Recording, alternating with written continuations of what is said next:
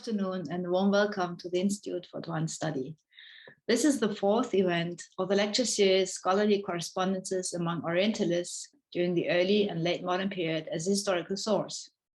One aspect that is important to us is to look at the possibilities digital scholarship tools can open up to explore the material at hand. This is why the series is co-hosted by Near Eastern Studies and Digital Scholarship here at the IAS. And with this, I pass the word to my colleague, María Mercedes Tuya from our IT department, who is in charge of digital scholarship here at the IAS. Good morning, good afternoon. Let me just add some housekeeping rules at this point. We kindly ask that you keep your microphone muted so that the speaker is not distracted. We will be using the chat function for questions and comments. Please feel free to add them during or at the end of the talk. I am now very happy to introduce today's speaker, Stefan Dumont, who joins us today from Berlin. Stefan studied history, public law, and political science at the universities of Mainz and Dijon. Since 2011, he has been working as a researcher and developer of Telota, the digital humanities initiative at the Berlin-Brandenburg Academy of Sciences and Humanities. Since 2017, he is also scientific coordinator of the project CorrespSearch, connected to scholarly editions of Correspondences, funded by the German Research Foundation. His main research topic is the standardization and linkage of digital scholarly editions of letters. He is the co-convener of the Take Correspondence Special Interest Group and member in the Institute of Documentology and Editing. And with that and no further ado, I pass the floor to Stefan. Yeah, thank you for the kind introduction and of course also for the kind invitation to here to Washington, to the virtual Washington. Yes, it's a very nice opportunity to speak about CorrespSearch and about our project and web service, which I'll present today. And yeah, and I think I'm just right to begin. Yeah, we have a situation when it comes to edited letters or transcribed letters or letters from archives. And I think this quote from Wolfgang Bunzel, a researcher in the German Romanticism, describes this very well, the problem with it. That the sheer mass of preserved letters is unmanageable for experts, especially for researchers who deal only with individual persons or are interested just in certain aspects and not in a whole correspondence. As a result, even the printed material is only very selectively used and the majority of letters remains uncited, usually even unexamined. Yeah, that's a situation we have also, especially in Germany, but I think that fits in the US as well. Many scholarly editions of Correspondence, but even just the printed material is such a huge mass that nobody can oversee it in a right way. And that's the reason why we developed CorrespSearch beginning in 2014. Yeah, and CorrespSearch collects the metadata of letters from printed and digital editions, and scholars can use scholar users can then search them at a central point that is CorrespSearch. Yeah, that's a graphic which shows how CorrespSearch functions and how it works. On the left side, we have the academics, the scholars who are looking for letters on CorrespSearch, and CorrespSearch then leads the users in the case of a result. It leads the users to the edited or other scholarly published letters. That can be digital scholar editions, normally with a link to the single letter, or printed scholarly editions, which just recorded with their metadata. Of course, you have to go a step further, go to the library and retrieve from the library the scholarly edition and then have a look in it. Yeah, and the data we until this point, or until until this point, we didn't collect, or didn't capture the data ourselves.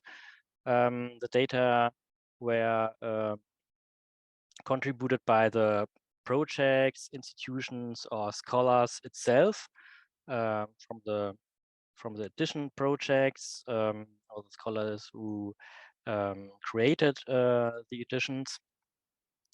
And for this purpose, we invented in the beginning of a CorrespSearch project, not we alone, but a task force from the community of the text coding initiative, created a correspondence metadata interchange format. On that, the data is in this format, the data is aggregated. I come later on this topic again. And what's important is the metadata is in this interchange format, and also is licensed under a free Creative Commons license that is CC0 or CC BY. That's just the metadata, not the edition itself. That's why CorrespSearch is not a one-way street, where all the data comes in the CorrespSearch data pool, and then you can search it, but you cannot do anything further with it. No, it's provides the aggregated data also via an open API over an application programming interface. That's why we call CorrespSearch a web service. It's not just a website, but also a web service.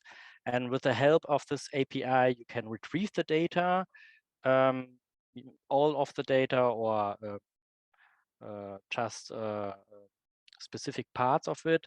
And some functions we provide for digital scholarly editions also based on this free API. Yeah, and it's important to note also that we, as I already outlined, that we just aggregates the decentralized metadata, which is placed idly on the digital scholarly editions projects or institution servers, or some research repositories. And we have no temporal, spatial, or thematic focus. It's agnostic. That's because we are research infrastructure, and do not want to limit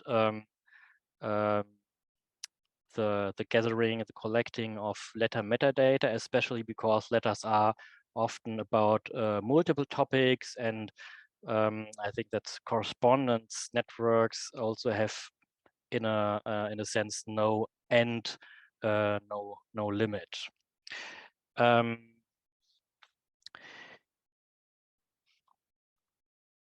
Yeah, of course we have a of course we have a limited data, because the data have to be prepared, created, and provided by the project, institutions, or single scholars. At the moment, we have, since yesterday, we have currently over 200,000 letters which are recorded in CorrespSearch and linked to their scholarly editions, either in print or in web. The 200,000 letters, they came from 360 publications provided by over 60 different data providers. And that's this data is aggregated over the last years, since the last 9 years. And you see the growing database. Yeah, there are many different data providers from different scholarly communities, like the German studies, history of science, musicology, etc. And we have on the one side institutions which provide data like the German Academies of Science and Humanities, especially the Saxon Academy of Science and Humanities, or the Heidelberger, also the Austrian Academy of Science gives a lot of data. We have a project in Norway, Norcor, Norwegian Correspondence, which is led by Annika Rockenberger.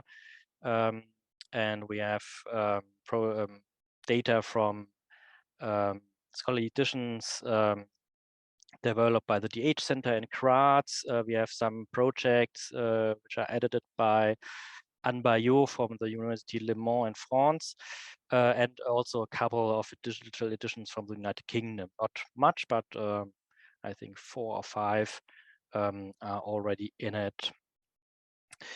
Yeah, and until now, until this year, the digitization capture of letter data was not funded. We have now a new research or infrastructure projects funded by the German Research Foundation. It's called the German Letter in the 18th Century. That has just started, and that's the first time we have funding for recording and capturing letter metadata from scholarly editions, printed scholarly editions.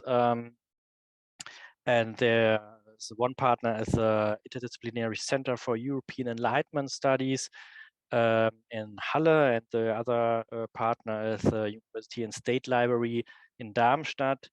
And it's planned to capture around, I think, 200,000, 250,000 letters in metadata, and also a part of it in full text, which is then provided by and at the University State Library in Darmstadt. But that's just begins. All the data until this day comes from the community itself, and it's not specially funded. And it's different projects and different institutions, and it's also different publication types where the data come from. In the first row, of course, digital correspondence edition, but also printed scholarly correspondence edition, which perhaps sometime are retro-digitized. There are also letter metadata from edition with other focuses. That means not correspondence. Even edited letters in monographs or articles, which is a special focus. That are not the huge masses, but that's often the letters which are overseen because they are unknown due to the fact that they are rested in monographs in the back or in articles. And we have also metadata which don't come from scholarly editions, but are first step towards it, sometimes just as transcribed letters, or even just letter databases with metadata on specific topics.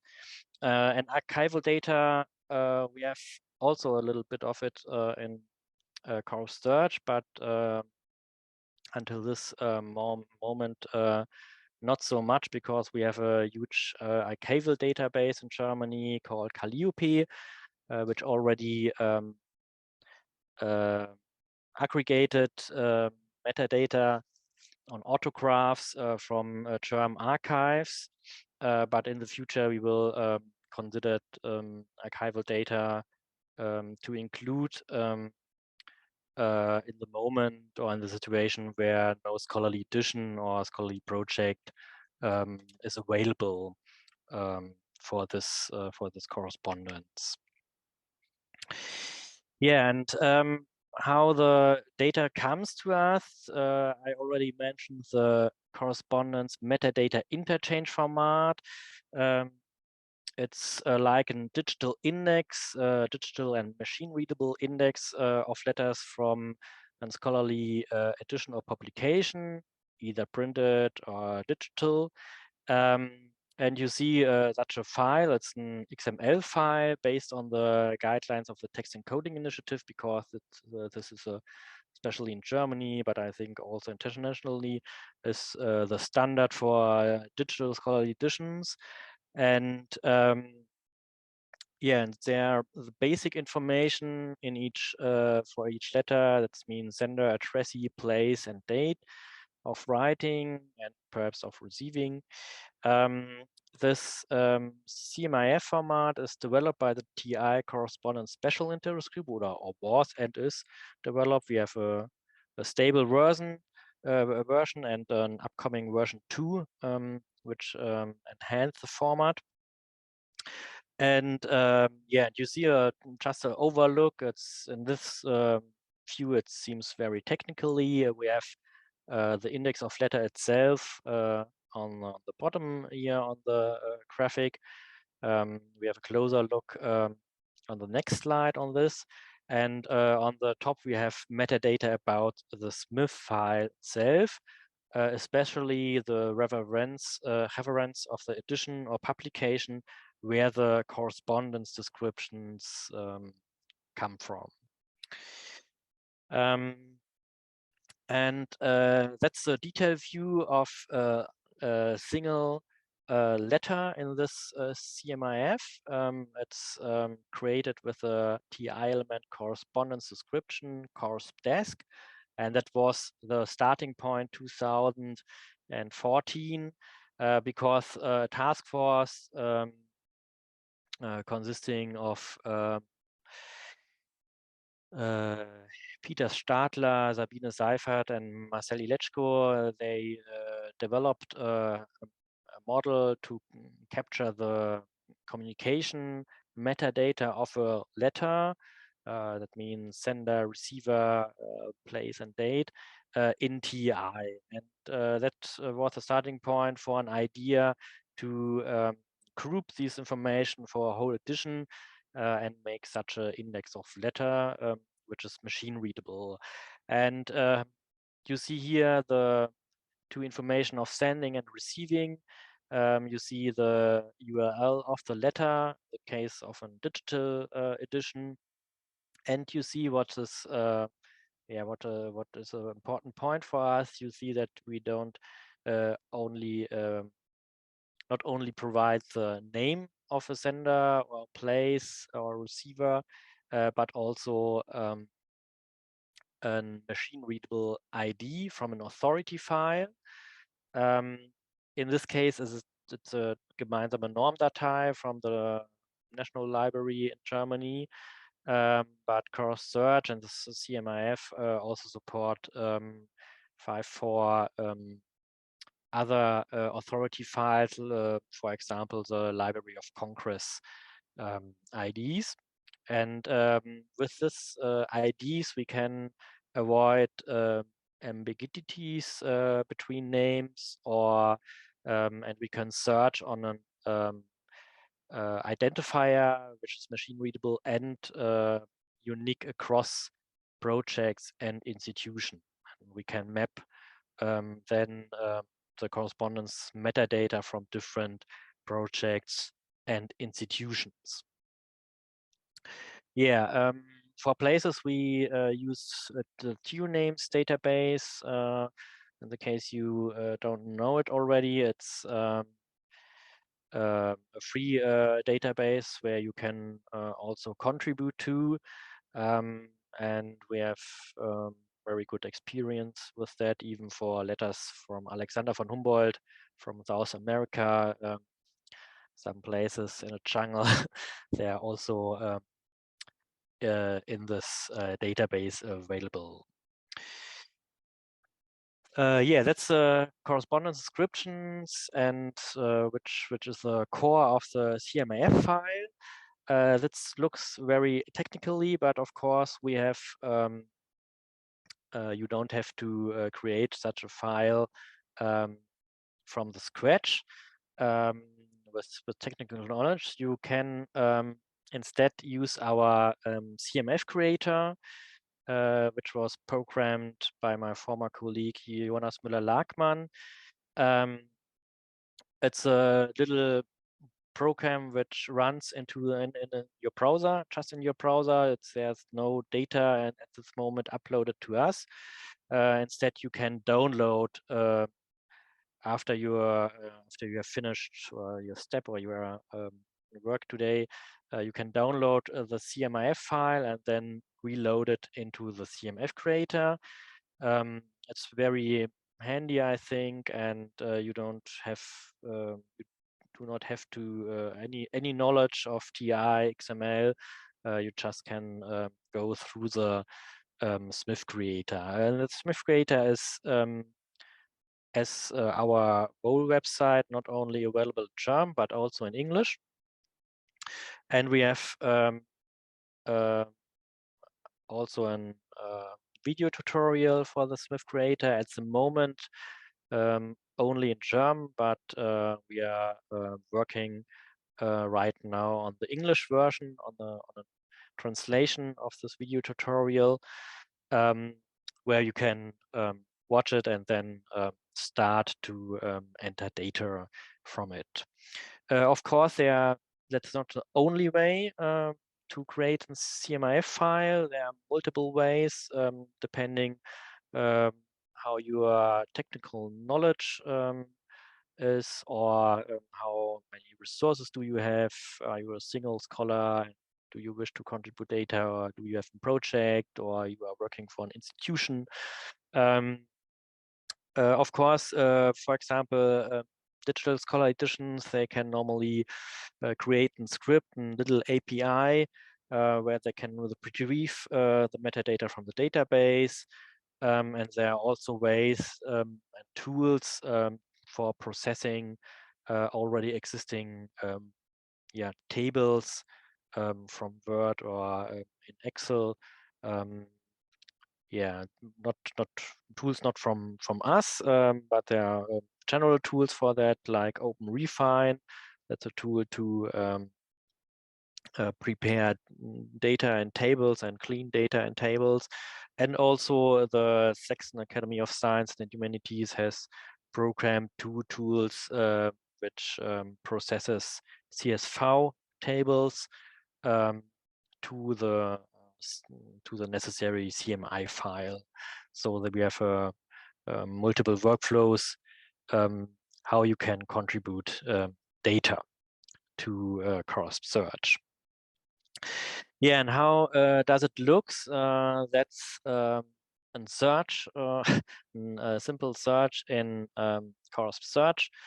You can search for correspondence. In this case, we have looked for Alexander von Humboldt, and you see the search result, and in the main column you have the hits, and you see there are multiple hits, and they came from different scholarly editions.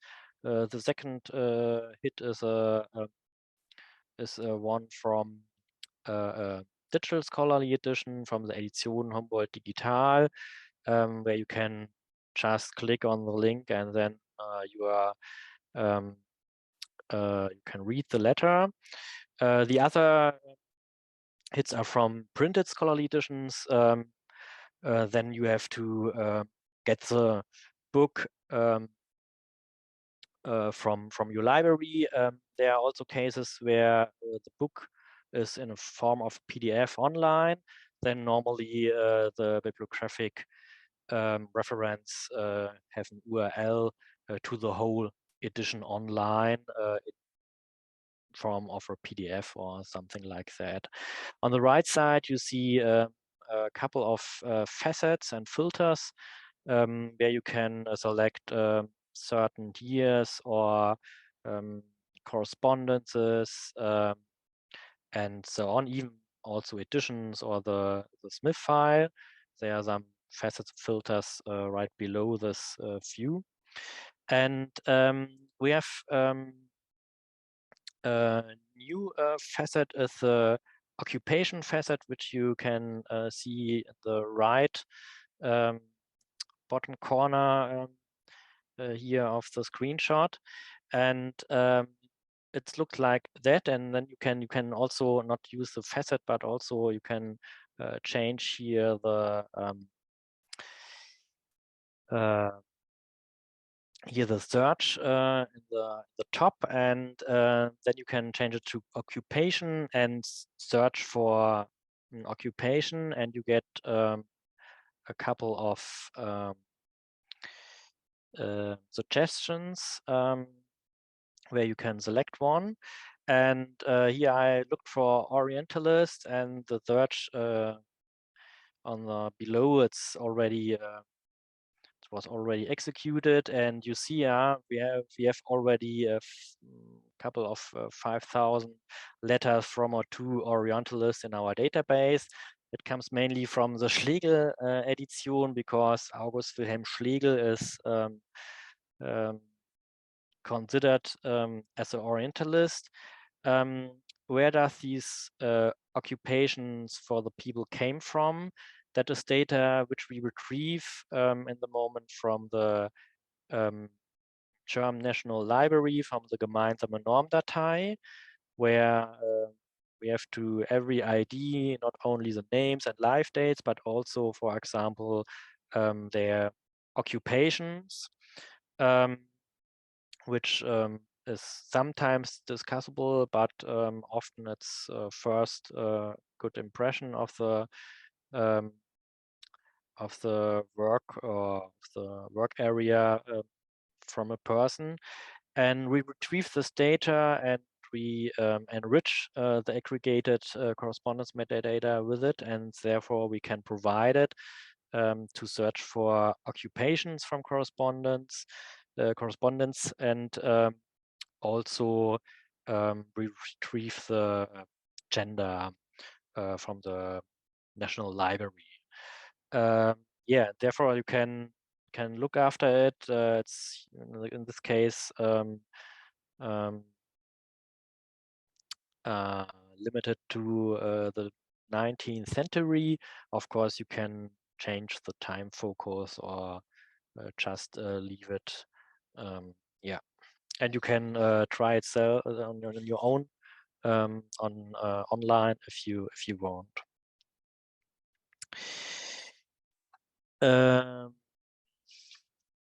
Yeah, that's a relatively new function. We have also another feature that is the map-based search, which is shown here, and you see a region in Germany around the city Mainz, and you can mark on this map each region you want to. It's just you can click on the icon here in the top left corner of the map, and then draw a region you like to search for, and you can add some dates. So and this way you can looking for correspondence which are written from a specific region in a specific time period. And this is the case here for the Republic of Mainz. That was in the time of the French Revolution, where French troops came to the Rhine, and their first democratic mini state or experiment emerged, and you can look or you can search for this event over the region, over time and region, and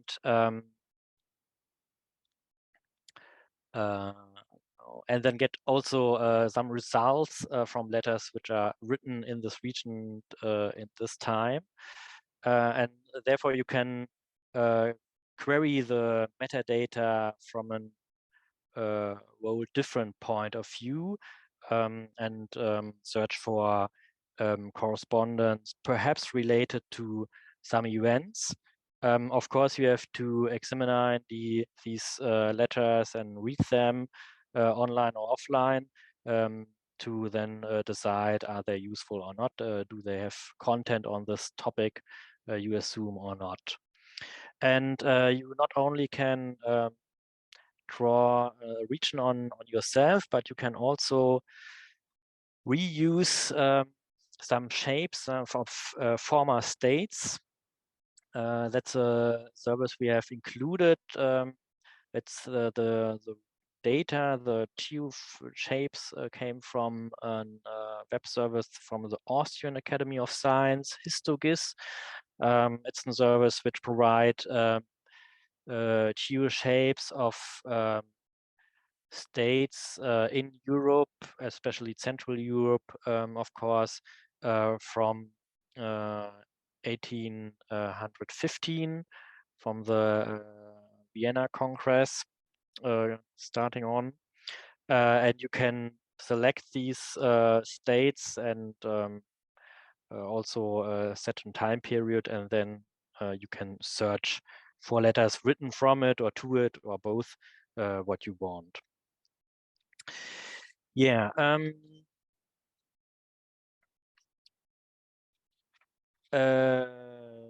Yeah, we have besides these search function on our site itself, we have you can also link to search results for a person in the German and also in the English Wikipedia if you want, and if you have an account there. That is an example from an Orientalist, German Orientalist, Heinrich Julius Klapproth, which is already recorded in our web services with some correspondences. And there's a template which was built by Klaus Rettinghaus, not a member of the Berlin Academy, but from the correspondence community. And you can insert it on this on an article in the bottom, and then you have a link which links to edited letters from or to this person, in this case Heinrich Julius Klapproth, in our web service, and it's like automatically, if our URLs change, we can change the one template, and then all links in the Wikipedia are changed. We encourage to set such links in cases where CorrespSearch provide meaningful set of correspondence or letters for these persons. And you can also use our API with a JavaScript widget in your digital scholarly edition. If you want, the JavaScript widget is free and can freely reused. The widget calls our API and looks for specific letters. In this case, we have a letter from Karl Maria von Weber and Louis Spohr.